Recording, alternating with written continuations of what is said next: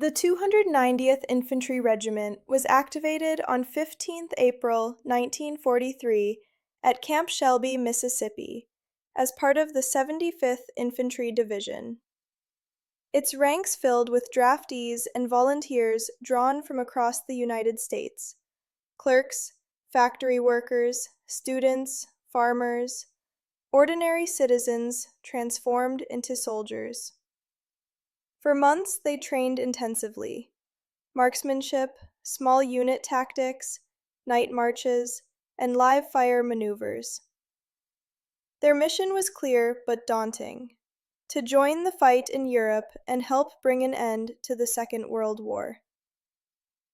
Throughout 1943 and 1944, the 290th drilled endlessly in Louisiana and Texas maneuvers, refining coordination between rifle companies, heavy weapons platoons, and supporting artillery. By the time they sailed for Europe in autumn 1944, the regiment was hardened, disciplined, and eager.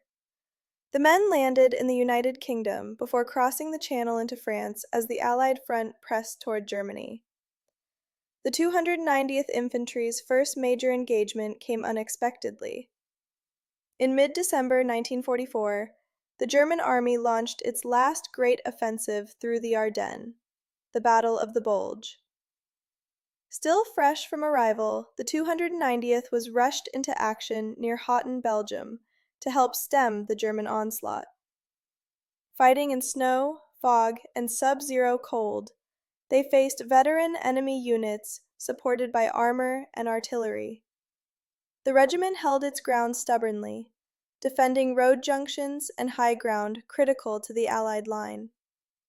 Their defense contributed directly to halting the German advance toward the Meuse River. Once the Bulge was contained, the 290th joined the Allied counteroffensive. Moving east through Luxembourg and into the Rhineland, they cleared villages, crossed rivers under fire, and engaged in brutal street fighting. Their discipline and cohesion matured with every engagement. By early 1945, the regiment was part of the broad Allied drive into Western Germany, pushing across the Ruhr River, capturing key towns, and taking thousands of prisoners as resistance crumbled. In April 1945, the 290th participated in encircling the Ruhr pocket, cutting off Germany's last industrial heartland. Over 300,000 enemy troops were trapped and forced to surrender. With victory imminent, the regiment continued mopping up operations and occupation duties until the German surrender on 8 May 1945. From their first contact in the Ardennes to the final advance into Germany, the 290th proved itself a tough, adaptable fighting unit. Following VE Day, the 290th remained on occupation duty before returning home. It was inactivated in November 1945 at Camp Kilmer, New Jersey, as the U.S. Army demobilized. Though its active life was short, the regiment's record reflected the broader experience of the citizen soldier army.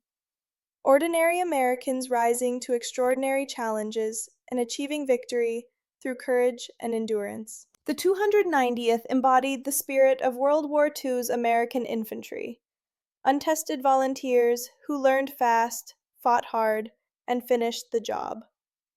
Its lineage continued under the U.S. Army's reserve structure, perpetuating the honors of the 75th Infantry Division, later known as the 75th Training Command.